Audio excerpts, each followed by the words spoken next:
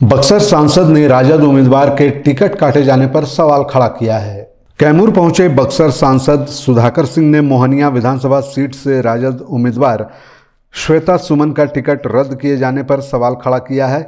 उन्होंने इस चुनाव आयोग और बीजेपी पर साजिश का आरोप लगाया है। उन्होंने नाम काटे जाने को प्रत्याशी के अधिकारों का उल्लंघन बताया है।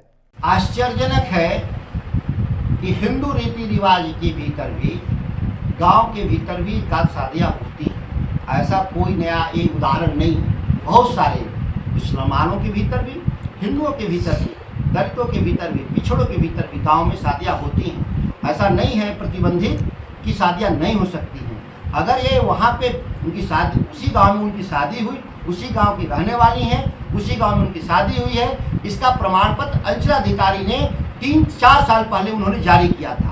जब 4 साल पहले ये अंचलाधिकारी ने जारी किया तो इसको अगर किसी को ऑब्जेक्शन था तो उसका एक संविधान में लिखा हुआ प्रावधान है कि इसकी एक पटना में एडिशनल सेक्रेटरी के नेतृत्व में एक स्क्रूटनी कमेटी होती है। क्या अनुमंडल पदाधिकारी ने इस नियम का पालन किया?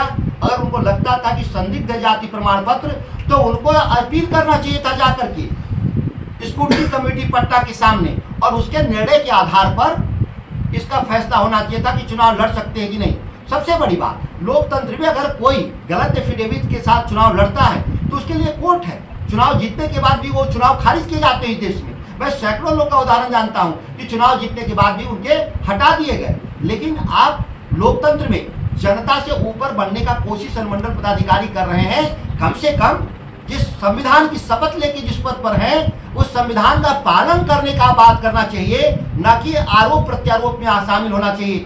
और ये एक न्यायाधीश का पद है, निर्वाची अधिकारी के तौर पे एक आईएएस के पद, आईएएस होना महत्व नहीं रखता, वो एक न्यायाधीश का पद है और न्यायाधीश साक्ष्य के आधार पर फैसला करता है। आप कौन होते हैं ये देखने वाला कि जाति प्रमाण पत्र सही या गलत? उसका जुडिक्शन पटना एडिशनल सेक्रेटरी के नेतृत्व में 3 सदस्यीय स्क्रूटनी कमेटी, ये कानून में है। तो क्या कानून का पालन किया अनुमंडल पदाधिकारी ने?